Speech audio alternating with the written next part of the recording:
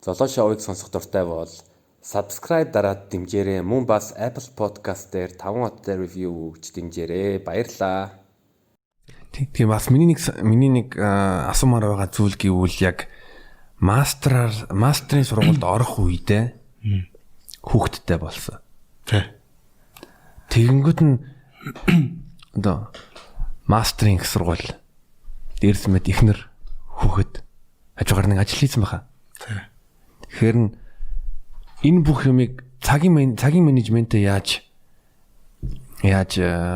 одоо хянсан бэ? Time management энэ талаар яриад өгөөч. Нөгөө манайх нэг full time mastering гэдэг болохоор өдөр ордог юм гэн. Тэгэхээр өдөр айгуу их одоо очилтаад. Манай хүү 7 сарын 34-нд 14 онд. Тэгээ би яг MBA рүү орчихсон. Манай ихнэр болохоор мастергаа 2 дахь жилд орчихсон. Төвчөөс сарын дараа бас манай ихнэр сургууль руу буцаж 2 мастер оётой байхгүй. Тэгээд бид нар ч орчоод бараг 2 7 8 сарын сүүлээр орчоод 2 7-оос нь бараг нөгөө summer intern хайж эхэлж байгаа. Ер нь top tier MBA-д бол сургуулиуд бол заавал 100 summer intern хийх шаардлагатай, summer associate хийх шаардлагатай. Тэгээд нөгөө сургууль дээр ирээл нөгөө компаниуд чинь хүмүүс авчираад бид нар яваагаал resume-г бэлдээл career advisory дээр очоод энэ дээр яг айгүй ажилтаад.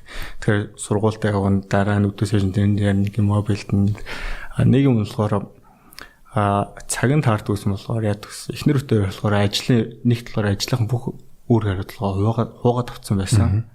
Нөгөө нэг азтай болохоор манай хатам ээж ирсэн байсан. 6 сар байсан. Амар байсан. Хүү төршин дараа 10 хоногийн дараа ирлээ да. Тэхний 10 хоногт нөө өстой махад майлсан л та битэр. Тэгээ хатам ээж ирсээс болохоор нэг бодлон битэр жоохон гэрт нөгөө household chores дээр ерөнхийдөө бас нэг амар төртөд байх нь бас гайг байсан. Би лаяг тавгаа оройн угаачдаг. Тэгээд нэг юм болохоор би орой 9-г унтчихдаг гэсэн. Орой айгүй хурд унтдаг. Одоо шүн манай ихнэр хүүхдийнхэн бүх юмаа хариуцаа авчдаг. Би өглөө ирж ирээд хүүхдийнхээ diaper change хийгээ солиод хүүхдтэйгээ угаах хугацаанд би манай ихнэр зүг солиод тийм бүгнлээ ичдэг. Би тэрийг цэвэрлээд угаах юм угаагаад өглөө ирж босоо.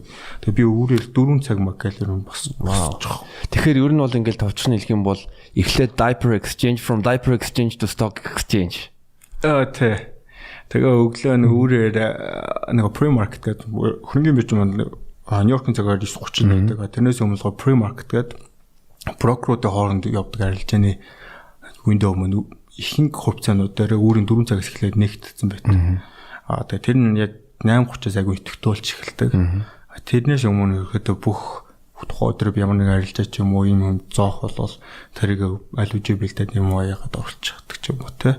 Тэгээ хүүхд мөхтэйгээ сайн тэр өглөөнийхэн цаг их сайхан өнгөрөө. Тэгээ аль болвол сургууль дээрх ажиллаа ч юм уу тэнцээ өнөр туркийн ямар нэг уулзалт байвал тэрийг гэлс дуусчаал гэртээ ирээл гэртээ нөгөө quality time байдаар би хүүхдтэйгээ нөгөө хүүхд өсөх нь бас нөгөө нэг stereotype юм баг. Дам Монгол биш шүү. Америкч яг юм зөндөө байдаг нөгөө зүүмнүүд азад бүр хэлбэг. Нөгөө эмэгтэй хүн ажил хийдэг тий. Тийм stereotype айгүйх байдаг айгүй олон газар. Тэгээ би тийм юмд айгүй дургүй. Би болохоор хүүхд өсгөж хүмүүжүүлэх нь нөгөө эцэг их хоёрын нөгөө цугтаа яаж туулах тийм experience гэдэг тий. Тэгээ айгүй гоё experience л тий. Дараа нь эргээ харахаар. Тэгэхээр би нөгөө хүүхдийнхаа ямар нэг моментум байна алдаагүй ч юм уу тий. Одоо тэгэл ингээ ярангууд нөгөө би хүүхдийнхэн паста нөхөг зөндөө мэддэг байхгүй. Дандаа тийм паста хошин шиг ангууд манай хүү ордё.